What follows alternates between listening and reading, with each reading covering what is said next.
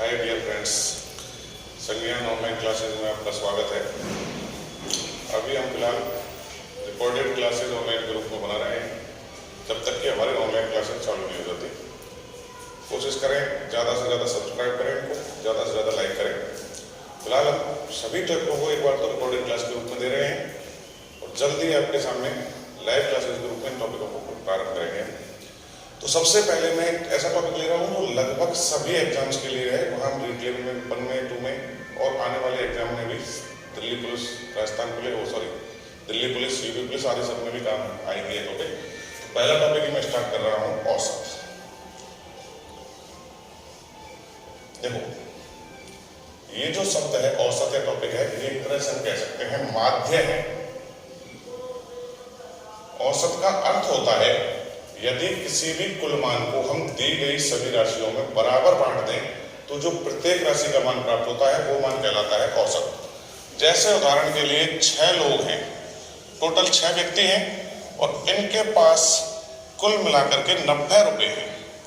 अब ये 90 रुपए किसी भी रूप में हो सकते हैं, किसी के पास 2 रुपए भी हैं, किसी के पास 5 रुपए भी हैं, किसी के पास 20 रुपए भी हैं, लेकिन इनके पास 6 लोगों के पास कुल मिलाकर के 90 रुपए हैं। अगर इन 90 रुपयों को 6 लोगों में बराबर बांटें तो एक व्यक्ति के हिस्से में कितने रुपए आ जाएंगे? 90/6। तो एक व्यक्ति के हिस्से में आ जाएंगे 15 रुपए।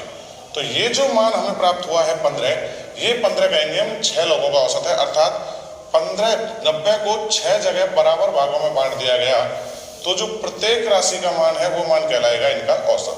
बस समझ आ रही है कुछ? औसत का अर्थ है किसी भी कुल मान को प्रत्येक राशि में बांट दिया जाए तो वो प्रत्येक राशि का मान ही औसत कहलाता है। अर्थात औसत का सीधा अर्थ कहें हम, प्रत्येक के लिए जो मान निकाला जाए समान रूप से, प्रत्येक के लिए समान रूप से जो मान निकलेगा वो मान क्या कहलाएगा? औसत। अब इसी बात को अगर हम एक सूत्र के रूप में व्यक्त करें, फॉर्मूला के रूप में, तो 90 इनका टोटल मान था, 6 इनकी संख्या थी, तो हम कह सकते हैं कि जो औसत होता है वो कहलाता है, वो मान निकालता है राशियों का योग बटे राशियों की संख्या। अब इसी से 2 अन्य मान और निकाल सकते हैं हम कि राशियों की संख्या, ये मान होगा राशियों का योग बटे औसत। और तीसरा मान इसी में निकाल सकते हैं हम कि राशियों का जो योग आएगा वो राशियों का योग होगा औसत गुणा संख्या। तो इस प्रकार से 3 फॉर्मूला तो बन जाते हैं हमारे पास। बाकी हम फॉर्मूला का कम ही प्रयोग करेंगे। हम बेसिक कंसेप्ट ये याद रखेंगे कि किसी भी कुल मान को सभी राशियों में बराबर बांट दिया जाए तो प्रत्येक राशि का मान कहलाता है औसत। या फिर हम ये कहें कि जो राशियों का मध्य मान आता है वो मध्य मान ही उन राशियों का औसत कहलाता है। मध्य मान का मतलब है, जैसे हमने कोई भी मान लिखे 4, 6, 8, 10, 12, जब तक क्रमागत मान है तब तक तो मध्य मान हम यही कह सकते हैं कि इनके बीच में जो मान आ रहा है वो मान ही इनका औसत है। क्योंकि अगर क्रमागत मान होंगे तो बीच में आने वाला मान ही सभी के लिए प्रत्येक के बराबर के मान के बराबर आ जाएगा। तो अर्थात जो मध्य मान है वो मान ही हम कह सकते हैं औसत होगा। लेकिन ये मध्य मान कब औसत होगा? जबकि क्रमागत राशियां आ रही हैं। तो जो क्रमागत राशियां आ रही हैं उनके लिए जो मध्य में मान आ रहा है वही मान इनका औसत है।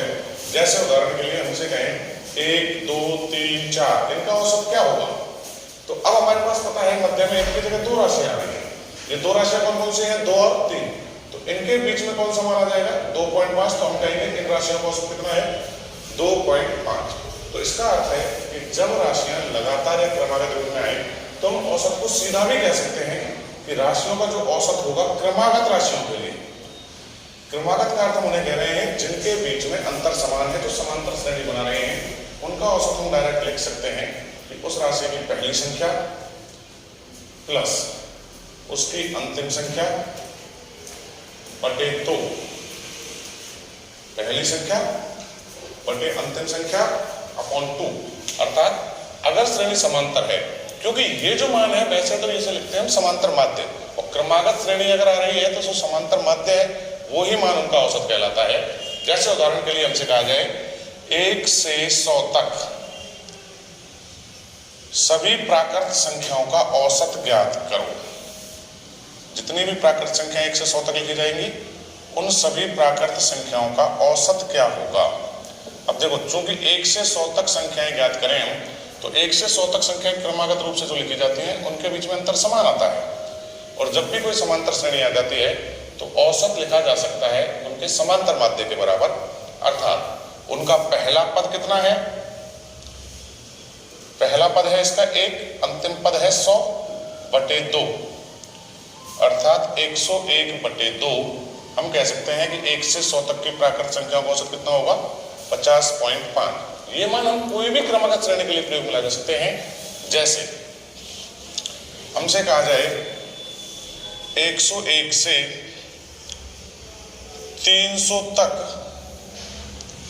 सभी विषम संख्याओं का औसत क्या होगा। जितनी भी 101 से 300 तक की विषम संख्याएं लिखेंगे उन विषम संख्याओं का औसत क्या प्राप्त होगा।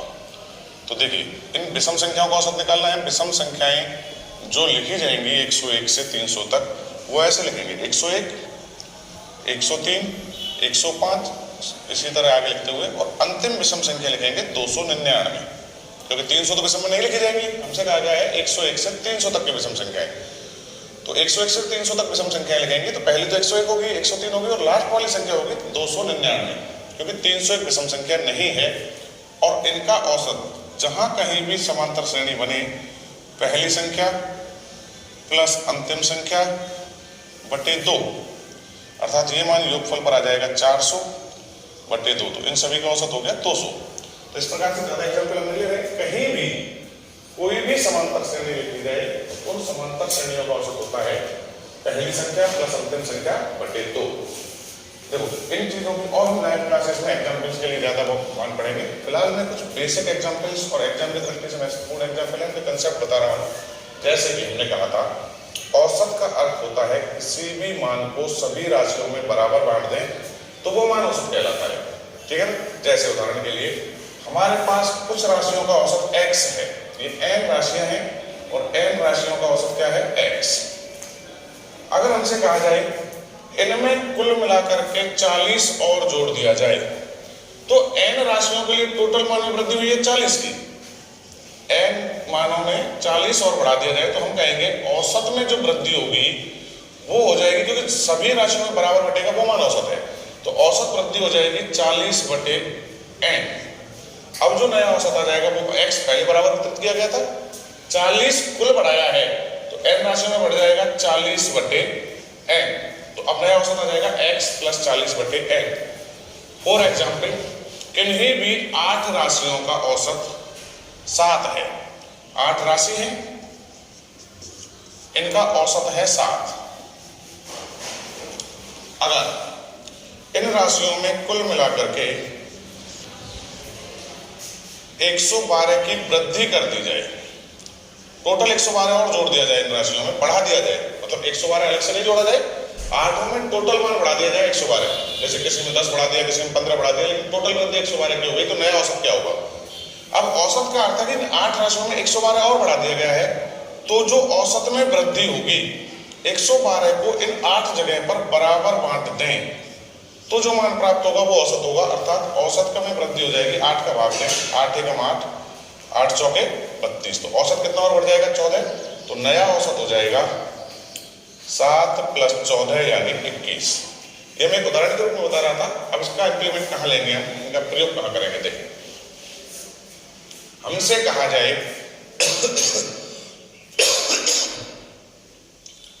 किन्हीं भी n संख्याएं हैं, n संख्याओं का औसत, n संख्याओं का औसत 8 है। इसमें से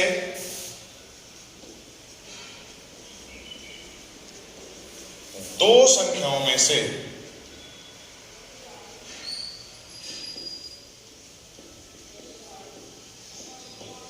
36 घटाया जाता है, दो संख्याओं में से 36 घटाया जाता है,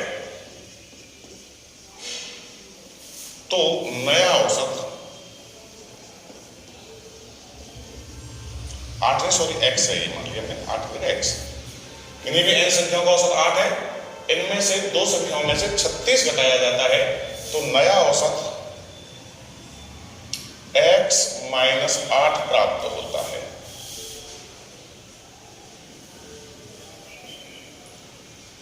तो n का मान क्या होगा?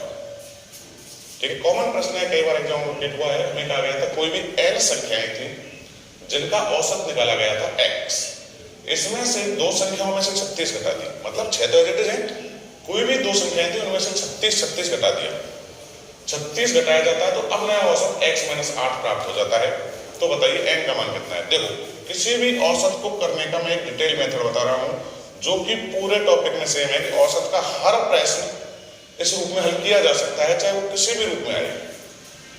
हमारे पास n संख्याएं थी और पहले औसत था x। आप प्रयास करो, यदि हम कहीं से भी औसत और संख्याओं का मान निकाल करके योग निकाल दें, क्योंकि हर बार प्रश्न में जहां भी औसत दिया जाए और चाहे किसी भी टाइप का प्रश्न हो, तो सबसे पहला एक दिमाग में विचार बना लो कि पेपर में, एग्जाम में आप नया प्रश्न पढ़ते हो या ऐसा प्रश्न जो आपकी समझ में कम आ रहा है, तो वहां पहले निकालो आप औसत से योग। जैसे n संख्याएं थी, n संख्याओं का औसत x है, तो इन n का योगफल कितना होगा? राशियों का योग होता है औसत गुणा संख्या n गुणा x, यहाँ पे nx। राशियों का योग औसत गुणा संख्या, n राशियां थी, x उनका औसत था, तो इनका योग हो गया n गुणा x। अब हमसे कहा गया कि इनमें से n संख्याओं में से किन्हीं भी दो में से 36, कोई से दो में से घटा ले, 36 घटाया जाता है। 36 का मतलब है nx पहले योग था। अब जो संख्याएं थी मूल संख्याएं, उनमें से दो संख्याओं में से 36 घटाया गया, तो जब एक संख्या में से 36 घटाया जाएगा तो दो संख्याओं में से टोटल कितना घट जाएगा? n गुणा x। ये तो पहले योग था, दो में से 36 घटा दिया तो नया योगफल ही आ गया। 36 एक में से, दो में से कितना घट जाएगा? 36 गुणा 2। अब आप संख्याएं तो n ही है, क्योंकि जो भी राशि है उसमें 36 घटाया गया था, तो अब औसत आ जाता है x माइनस 8। राशियां तो n पहले थी, n ही अब रहेंगी क्योंकि उनमें से 36 कम किया है, तो ये औसत है अब नया, और योग क्या होगा? औसत गुणा संख्या n गुणा x माइनस 8। x माइनस 8 अब औसत है और राशि n ही है, संख्याओं को नहीं हटाया गया है। दो संख्याओं में से 36 घटाया तो हमने 36 दूनी 72 घट गया, तो ये मान टोटल आ जाना चाहिए। ये नया योग है, पहले योग nx था, 36 को दो संख्याओं में से घटाएंगे तो 36 गुणा 2 ये कम हो जाएगा, और ये योगफल से नया औसत से योग निकाल दिया हमने। इसको और आगे हल करें, n इंटू x माइनस 72 बराबर nx माइनस 8 है। देखो, ये पक्षांतरण करेंगे तो 0 हो जाएगा, माइनस 72 बराबर माइनस 8, माइनस से माइनस कैंसिल हो जाएगा, यानी हम कह सकते हैं माइनस 8n बराबर माइनस के 72 प्राप्त हुआ। तो इसका अर्थ है n बराबर 72/8। तो हम कह सकते हैं राशियां कितनी रही होंगी? 9। ये इसका सही तरीका है। हर प्रश्न ऐसे हल किया जा सकता है जहां औसत है, संख्याएं हैं, सबसे पहले योग निकालें, फिर जो भी मान है अगले कैलकुलेशन से समीकरण बनाएं। अब जैसा कि हमने परिभाषा में पढ़ा था, मैंने पहले भी कहा था, किसी भी डिफिकल्ट प्रश्न को मैं 2-3 टाइप करा रहा हूँ जो हर एग्जाम में आए हुए हैं, केवल अपन एक सिद्धांत ये याद रखें कि हमें हमेशा औसत के बारे में ये पढ़ना है कि औसत होता है किसी भी मान को सभी राशियों में बराबर बांट दें। अब बढ़ाए या घटाएं तो भी, घटा है तो बराबर रूप से घटा दे, कुल मान को बराबर बांट करके घटा दें, जब बड़ा है तो बराबर बढ़ा करके बांट दें। जैसे कि पहले संख्याओं का औसत x था, नया औसत कितना आ गया? x minus 8। औसत में कमी कितने की हुई है? 8 की। टोटल कितनी कमी होनी चाहिए? देखो, दो संख्याओं में 36 घटाया गया तो कुल मान में कमी कितने की हुई है? कुल मान में कमी हो गई 36 गुणा 2 बराबर 72। और औसत कमी कितने की आई है? देखो, 8 माइनस करने का पर मतलब है औसत में कमी आ गई 8 की। तो इसका मतलब है ये 72 8 जगह बराबर बटा होगा, औसत 8 कम हुआ है, टोटल 72 कम हुआ है। तो हमें बताना है कितनी राशियों के लिए 72 कम होगा।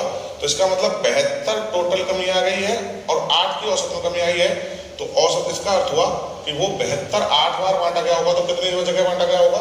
9। सिंपल सा कंसेप्ट है, 72 कुल कम हुआ है जब 36 घटाया था, और औसत 8 कम हुआ है, तो इसका मतलब प्रत्येक जगह 8 कम होते होते 72 कम हो गया है। तो कितनी राशियों के लिए होगा? 72 में 8 का भाग दे दिया, राशियां कितनी रही होंगी? 9। और एग्जाम्पल देखो, मैं एक और लिख रहा हूं, देखिए इसी उदाहरण को मैं लिखूं कि कुल एक x संख्याओं का औसत a था। पहले x संख्याएं थी और इनका औसत था a। ठीक है, हमें कहा गया कि किन्हीं भी दो संख्याओं में से प्रत्येक में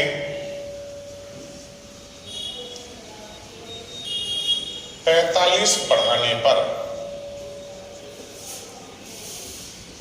नया औसत 1+6 प्राप्त हो जाता है। तो बताइए x का मान क्या होगा या राशि कितनी होगी? देखो नया औसत x+1+6 प्राप्त हुआ है, यानी 6 बढ़ा है कितनी जगह? x बार।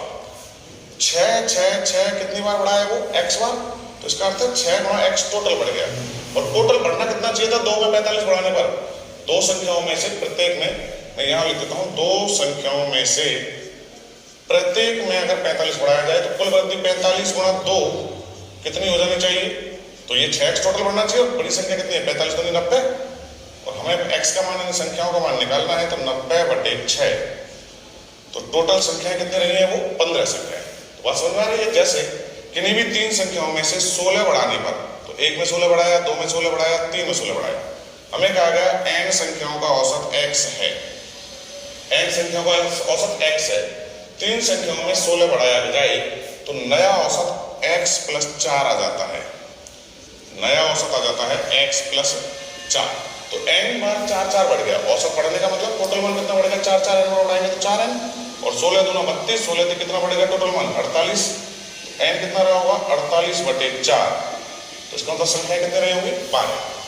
तो ये प्रश्न हल करने का उद्देश्य मेरा एक ही था कि केवल दिमाग में ये बैठे कि औसत का अर्थ होता है किसी भी कुल मान को सभी राशियों में बराबर बांट दें तो प्रत्येक राशि का मान औसत कहलाता है।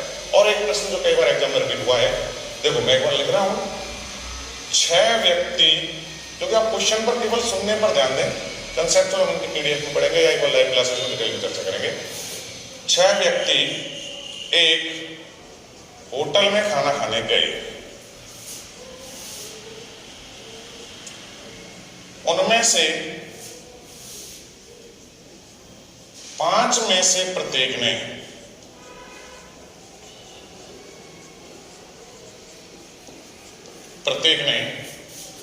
अपने भोजन पर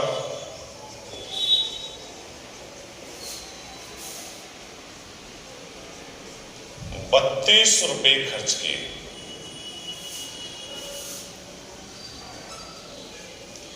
जबकि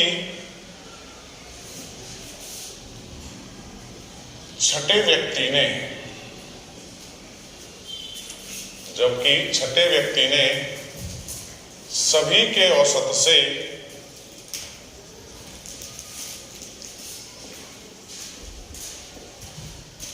80 रुपए अधिक खर्च किए।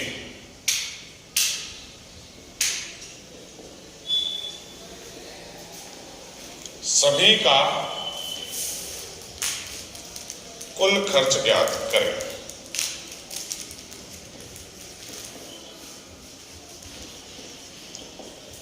ठीक है, देखना पहले तो मैं इसका अगर ऑप्शन लिखता हूं, आपको कोशिश करें ऑप्शन कितना होना चाहिए था। 272, 288, 240, 320। चलो 4 ऑप्शन है, सोच के देखें, थोड़ा हल करके देखें कि मान कितना आना चाहिए था। देखो कुछ लोगों का उत्तर अगर हल करके देखें तो आ भी रहा होगा 272। पहली बात तो हम प्रश्न को ढंग से पढ़ें। कुछ लोगों को हल करके देखेंगे उत्तर 272 में निकाल लेंगे। उसका कारण क्या है? उनके सोचने का तरीका क्या रहा होगा कि 32 तो 5 में से प्रत्येक ने खर्च किए थे, तो 32 गुणा 5 कितने हो गए खर्च? 160। छठे व्यक्ति ने औसत से 80 अधिक खर्च किए हैं, तो इसने कर दिए 112। टोटल खर्च हो गया 272। ये उत्तर निकालने की सोच हो सकती है हमारी, क्योंकि हम प्रश्न को पूरा ढंग से नहीं पढ़ पाए हैं। देखो ध्यान से, ये मान बिल्कुल गलत है। 272 का उत्तर आप निकालते हुए प्रश्न का, तो ये मान बिल्कुल ही गलत है। कारण सुनिए आप, हमें कहा गया है कि 5 में से प्रत्येक ने 32 खर्च किए हैं, जबकि छठे ने सभी के औसत से 80 अधिक किए हैं। सभी का मतलब है टोटल व्यक्ति कितने थे? 6। यानी जो छठे व्यक्ति का खर्च है उन 6 लोगों का जो औसत आ जाएगा उससे 80 अधिक है। 32 6 लोगों का औसत नहीं है, 32 केवल है 5 लोगों का औसत, जबकि छठे का जो मान है वो सभी 6 के औसत से 80 ज्यादा है। तो बात समझ आ रही? 272 क्यों नहीं होगा? तो 32 में 80 नहीं जोड़ सकते। 32 केवल 5 लोगों का औसत खर्च था, और इसका छठे का खर्च सभी के औसत से 80 अधिक है। एक बार फिर मैं डिटेल कर रहा हूं। देखो योग से हम हर प्रश्न को हल कर सकते हैं। अगर दिमाग में ये बैठा लिया है कि हम कोई तरीका नहीं अपनाना चाहते तो दो चीजों में से कोई एक पैटर्न अपना लो आप। औसत का अर्थ होता है या तो प्रत्येक राशि में बराबर बांटा गया मान है, या फिर हम ये सोच लें कि हर प्रश्न में हम योगफल निकालेंगे, वहां से केवल समीकरण बनेगा। जैसे 6 का औसत खर्च हम मान लेते हैं x रुपए, क्योंकि योग निकालने के लिए दो चीजों की जरूरत होती है। वो दो चीजें, एक तो औसत और एक संख्या। इस प्रश्न में संख्या तो 6 दी हुई है, लेकिन 6 व्यक्तियों का औसत नहीं है, वो मान लिया हमने x। फिर हम योगफल निकाल देंगे इन 6 का। योग बराबर राशियों का योग इंटू राशियों की औसत गुणा राशियों की संख्या। 6 की संख्या है, x का औसत हमने माना है। और जो छठे व्यक्ति का खर्च है वो जो सभी का औसत हमने माना है उससे 80 अधिक है, x प्लस 80। अब हम इसी बात पर विचार करें। 6 का औसत हमने x माना था, नहीं था, योग हमने निकाल दिया 6x और छठे का खर्च हो गया x प्लस 80। अब हमें कहा गया है कि छठे व्यक्ति ने 80 अधिक खर्च किए हैं, तो अगर हम जो टोटल मान निकालें वो टोटल मान आना चाहिए 6x। अब हमारे पास दो मान उपलब्ध हैं। 5 का तो हमें पता है प्रत्येक का 32 है, तो इनका तो हो गया 32 गुणा 5 कुल खर्चा। बचा छठा व्यक्ति, उसका खर्च होना चाहिए था x प्लस 80। तो इसका मतलब 5 का कुल खर्च निकाल दिया और छठे का इसमें जोड़ दिया, तो ये भी 6 लोगों का कुल खर्चा है, ये भी 6 लोगों का कुल खर्चा है, तो अर्थात ये दो मान बराबर है। तो हम कह सकते हैं 6x बराबर 160 प्लस x प्लस 80। x को इधर प्रतिस्थापन करें तो 6 में से 1 प्लस है माइनस होगा, तो ये हो जाएगा 5x बराबर ये आ जाएगा 240। 160 और 80, और इससे हमने x निकाला 240 बटे 5, 5 चौके 20, 40। तो x क्या है? इन सभी लोगों का औसत खर्च। छठे का खर्च पूछे तो 48 प्लस 80। पूछा गया है 6 का योग यानी कुल खर्च, तो सभी का कुल खर्च 6 गुणा x, 6 गुणा 48 अगर हम करें तो 288। तो ये 6 लोगों का टोटल खर्चा है, अर्थात 6 का कुल खर्चा हो गया 288। ये सही तरीका है। मैं एक बार फिर से रिपीट करता हूँ। 6 व्यक्तियों के लिए मान निकालना है, उनमें से 5 का तो मान हमें पता है प्रत्येक का 32 है, 5 32 खर्च करते हैं। छठा व्यक्ति जो है उन सब 6 लोगों के औसत से कितना अधिक खर्च करता है? 80 रुपए। तो हमें बताना है कि सभी ने कुल खर्च कितने किए। हमने मान लिया औसत, तो मैंने कहा था कि अगर डिटेल में हर प्रश्न हल करना है तो आप हर बार योग निकालते जाओ और योग की तुलना करके हर प्रश्न हल हो जाएगा। तो हमने मान लिया 6 का औसत x है, योगफल फिर निकाला 6 गुणा x 6x, छठे का खर्च x प्लस 80, सभी के औसत से 80 अधिक। तुलना की इनकी 5 का तो हमें पता है 32 गुणा 5 हो जाना चाहिए, छठे का हमने निकाल दिया था x प्लस 80। ये 6 लोगों का कुल खर्चा है और इनका योग आना चाहिए 6x के बराबर। फिर हमने गणना करके x का मान निकाला है और कुल खर्च 6 गुणा x। इसके बजाय मैंने दूसरी बात ये कही थी, अगर हम परिभाषा भी याद रख लें कि औसत का मतलब होता है कुल मान को सभी राशियों में बराबर वितरित कर दें, तो प्रत्येक राशि का मान ही औसत कहलाता है। देखो जैसे कि हमें कहा गया है 32 32 5 का खर्च है, जो भी औसत रहा होगा कुछ भी रहा होगा, लेकिन 5 लोगों में से प्रत्येक ने तो 32 32 खर्च किए हैं। छठे ने जो इन सबका औसत है उससे 80 रुपए अधिक खर्च किए हैं। ठीक है, जो एवरेज इन 6 का आएगा, यानी इन 6 का कोई भी एक एवरेज रहा होगा वो ए मान लिया आपने। ठीक है ना, ये एवरेज ए है इन 6 लोगों का।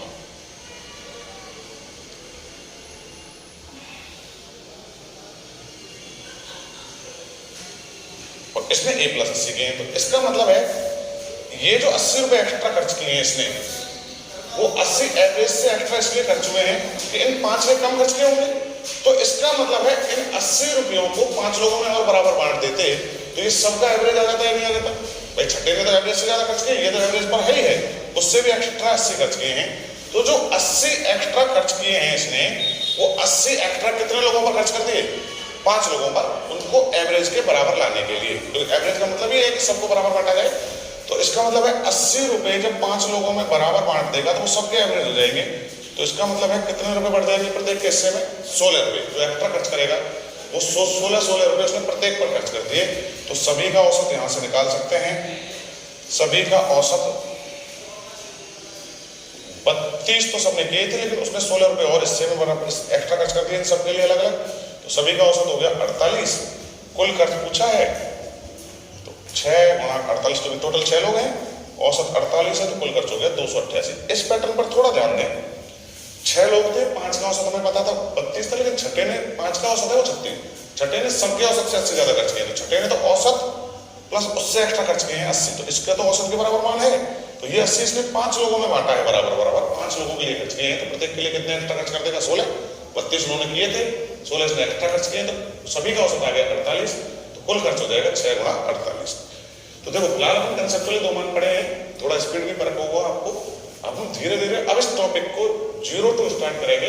एक बार आप मैं जो कहना चाह रहा हूँ कि हम कंसेप्ट क्या काम में लेंगे, उसके लिए मैंने ये 2-3 एग्जाम्पल कराए थे, थोड़ा दिमाग में ये रखें।